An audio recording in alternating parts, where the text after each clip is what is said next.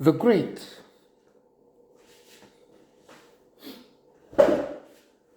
Catherine the Great. It's the third season, and somehow last night there was the first episode on HBO. No, not last night. Last night we didn't have internet, we didn't have cable, we didn't have anything. Something happened.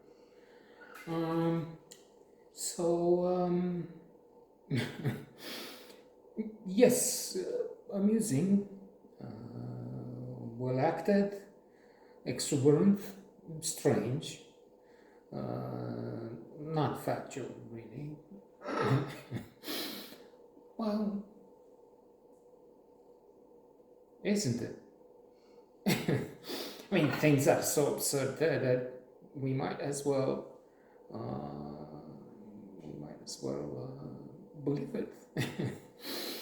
Yeah, I'm laughing, but it's not a laughing matter because, of course, speaking of strange, bizarre, I mean, they have again this would-be Tsar Putin that is as loathsome as you can get, and in so many ways so absurd with the lies he says, enormous, not those killings, killing Litvinenko in London with a mini atomic bomb with plutonium, so that they get the message. And Novichok, Navalny, they arrested. It was yesterday on in The Economist on the podcast.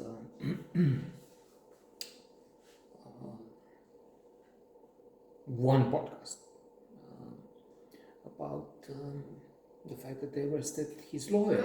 So the man doesn't have any lawyers, and he didn't show up in court, and who knows what they do to him. They used violence. Novichok in his underpants. So compared with this, what happens in The Great, in the series, is just innocent. Gruesome as some of the things were. So now we have a plot discovered, and the traitors have to be executed. So the title of this episode is in fact Bear or Bullet, something like that. So they're faced with a choice. So what do you want? How do you want to die? Apparently, bullet, fast, quick, and decisive, or bear. And then Peter comes, Tsar, Nicholas Hoult, fabulous, Fanning also, and a marvelous cast. With Woodrow elements, they have. I'm just making this up. We can find the characters easily. IMDb. But I'm just saying Evgeny. Evgeny is black. It wasn't like that. There's no way. They had this pile of Peter that came from, and he was called Evgeny. I mean, potentially, he could have a friend from some exotic place, but called Evgeny. I'll come to think of it, as I said, it's so outrageous things happening in Russia and have been happening for so long that,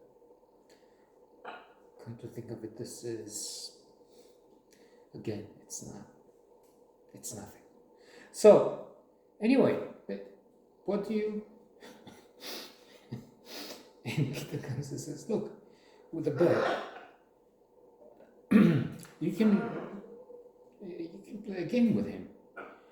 And then if you survive, you're spared, you're pardoned.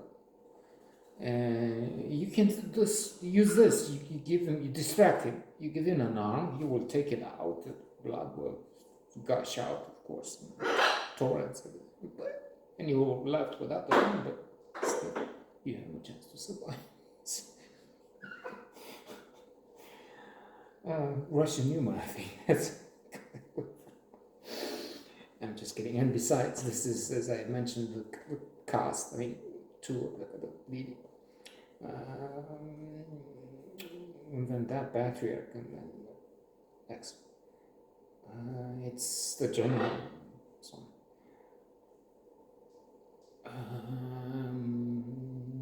It's, I think, a British production. Anyway, it's not Russian. If it were, they would probably insist on nationalistic aspect. So, to end with, there is, speaking of execution, there is this story we were told by our divine professor of literature, Anton Kurokin, gratitude wherever he is. I mean, he must be in heaven if there is one. About Dostoevsky. He was sentenced to death. Spoiler alert, late in the game, near the end. Maybe it was a ruse of the top. But anyway, he didn't know it. Sentenced in front of the firing squad. He has 3 minutes, which he divides into 3. 1 minute to pass his life in front of him. 1 minute to say goodbye to friends, family, something like that. 1 minute to admire a ray of sunshine on a bell tower nearby. And then he is pardoned. Minute or so. And he writes in his masterpieces about this. This theme comes back again. Termino bene. The idiot current punishment, the demons. Maybe the notes from the end. 10. He says, man, if facing death would rather live on a bare rock in the middle of the ocean than die. Anything so. There is that. Memento mori. Remember that you are mortal. As the emperor's had a soldier or something whisper in their ear.